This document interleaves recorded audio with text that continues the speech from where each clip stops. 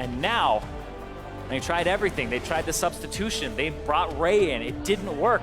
And Phoenix won. You wouldn't be able to tell if they had a sub. You would not. There's the hug. We wonder, could Sneaky defeat every teammate he came up against in the LCS? Not this time. He knocked him down high. This time. He got balls. He got elimination. They couldn't take down METEOS. There's the man in the top lane, Zig. You just saw shaking hands. Great rumble, great Kled play. 2 great games in a row from Zig on carries. And I know he sees himself as a carry player, and he's always saying, hey, this is a good top laner. We could play this. He's had the jungler of Inori who likes to play aggressive things too. So having METEOS there play something like the Olaf and have a dive buddy, there was some synergy there that was very, very beautiful to see, to be honest, because I think that they were both on the same page of we're going to go ham.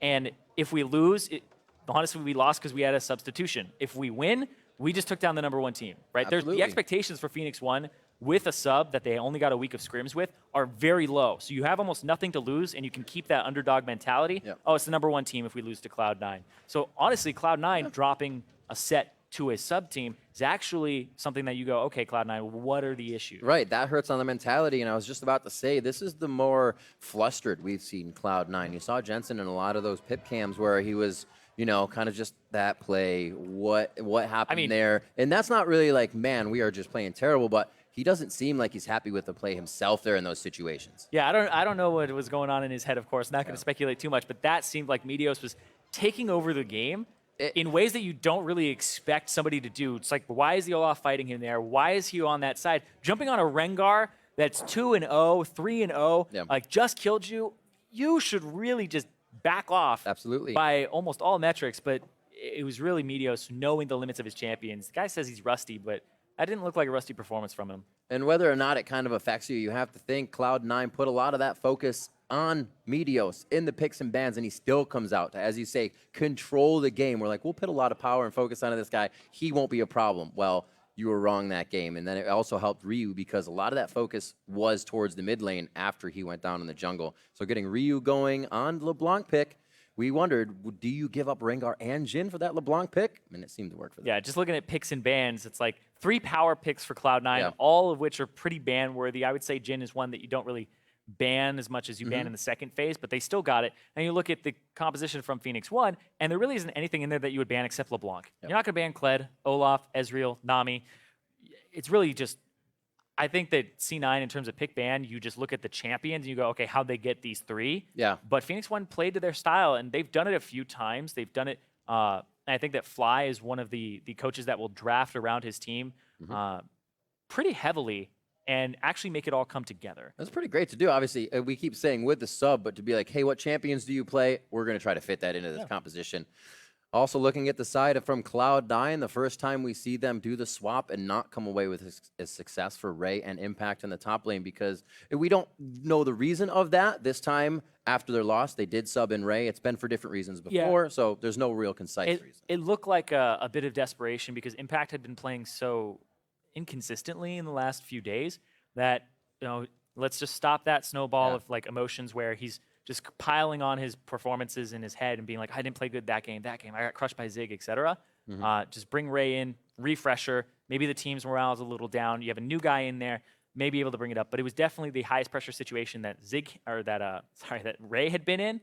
So nope, I definitely think that Ray he did okay, but I definitely think that Zig got the better of that and played around his team more. All right. Well, for more on that series, Freak is stage side with a couple old buddies.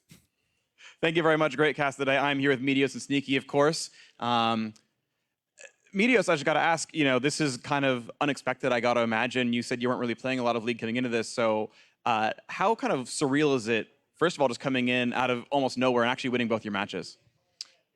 Well, it feels pretty good. If you told me this was going to happen a week ago, I probably wouldn't believe you. But, that's kind of life. Just happens one day at a time.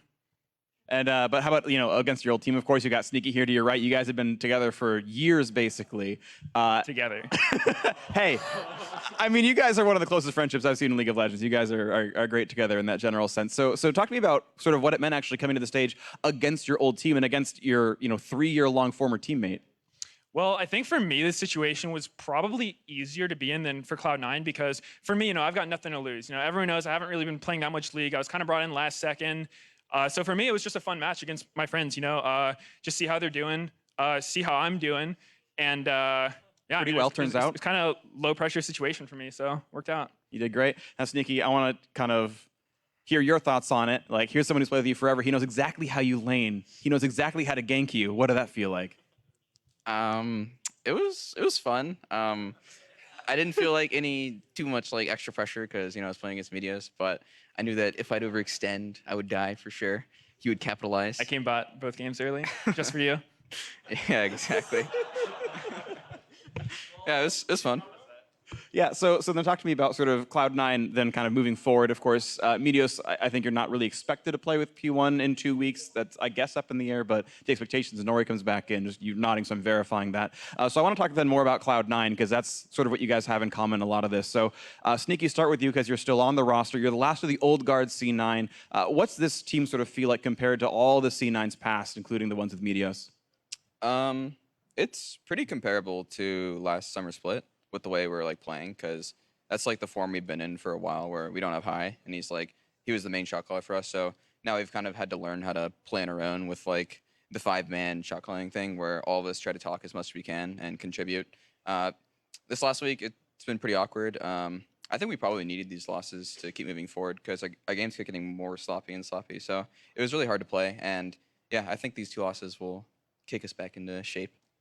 It's actually really hard to win a lot. I'm not even kidding. It's going to sound troll, but like when you're undefeated like these guys, it's so easy to just like not try as hard. You don't have that motivation of losing. So then what do you see in this Cloud9 roster now, watching from afar? You're actually officially part of Phoenix 1 as well. You got traded over. So, are you still following your friend's season and everything? Yeah, I like watching them. I've been on Cloud9 pretty much my whole pro career except for like this week. So, it's still kind of home for me. I really like them. All right, quick question for you. Last week when C9 played FlyQuest, who are you cheering for? I was cheering for C9 to win, but I just want to see a really close match. I like almost everyone in that match. I'm pretty good friends with them, so it was a really fun match to watch. Great, and obviously you were cheering for C9, so I don't need to ask you that question. Anyway, gentlemen, thank you very much for the interview. Congratulations on the win. METEOS, maybe we'll... actually, before we go, I do want to ask you, after getting these match wins, do you want to go back to the LCS? I am at the LCS right now. But assuming Inori kind of starts back in, you gonna fight him for the spot? You gonna look for a team to play in? Do you want to start competing again? I have no idea. I didn't know I'd be playing this week. I'm gonna sub and help out P1 while I can until they find someone else they want. So, All right. Well, maybe we'll see more of you. Thank you very much, gentlemen, once again for the interview. Congratulations once again on the win. Let's toss it down to the analyst desk. Thank you very much, Freak. It's great to see the 2 of those guys on screen together, even if they are in different uniforms. METEOS. Yeah, exactly that. Jad, I got a question for you. After watching all these games, do you ever have the urge to go back to the pro scene? I'm in the pro scene. Oh, there you are. Okay. A few more 1,000 games of practice, and I think I'll be ready to go. That's right. You can't just jump back into it like METEOS apparently can.